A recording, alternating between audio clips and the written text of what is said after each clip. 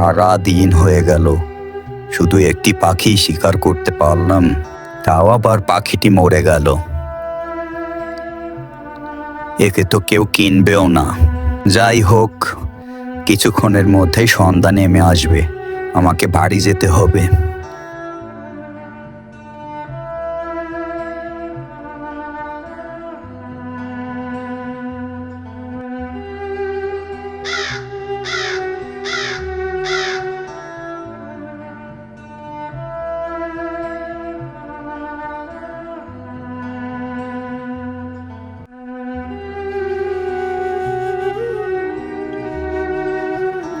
আরে, এখানে তো একটা পাখি বসে আছে, আমি এটাকে এখন শিকার করব।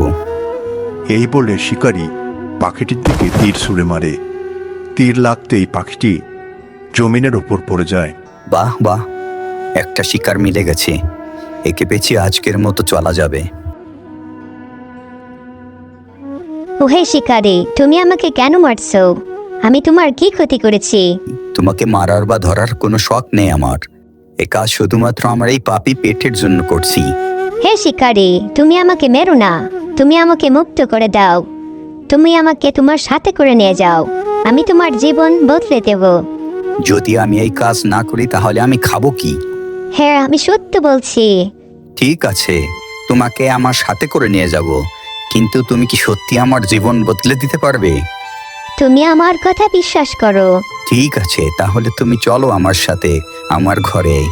এরপর শিকারী পাখিটিকে তার সাথে নিয়ে চলে যায়।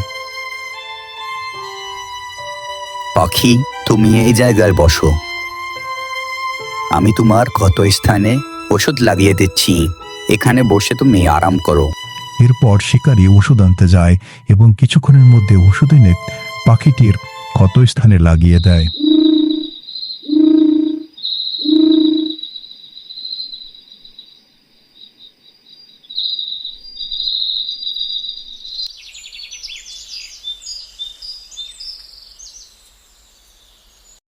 বাহ পাখি, তুমি তো একদম ঠিক হয়ে গেছো।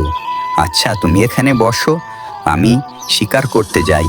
না না শিকারি, তুমি আর এখন থেকে শিকার করবে না। যদি আমি শিকার না করি তাহলে পয়সা কোথা থেকে আসবে? তুমি মনে হয় ভুলে গেছো, আমি তোমাকে বলেছিলাম আমি তোমার ভাগ্য পরিবর্তন করে দেব। হা হা, আমার মনে আছে, কিন্তু তুমি কি করবা? হা হা, তুমি যাও, তুমি বাজার থেকে সুতো কিনে আনো। কিন্তু আমার কাছে তো 1 টাকা আছে, 1 টাকায় আর কত সুতা পাওয়া যাবে? হ্যাঁ, 1 টাকায় যতটুকু সুতা মেলে তুমি শুধু ততটুকু কিনে আনো। এই বলে শিকারী ওখান থেকে চলে যায় এবং কিছুক্ষণের মধ্যে সুতা কিনে ফিরে আসে।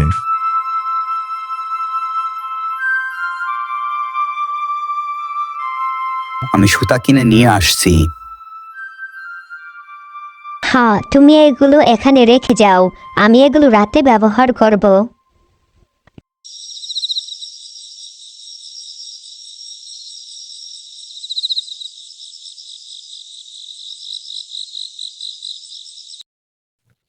পরের দিন সকালে ঘুম থেকে উঠে শিকারী দেখতে পায় তার খাটের উপর সুন্দর একটা কাপড় রাখা আছে। আরে, এত সুন্দর কাপড় কার হতে পারে? এখানে তো কেউ নেই, এই সুন্দর কাপড় কে নিয়ে আসলো?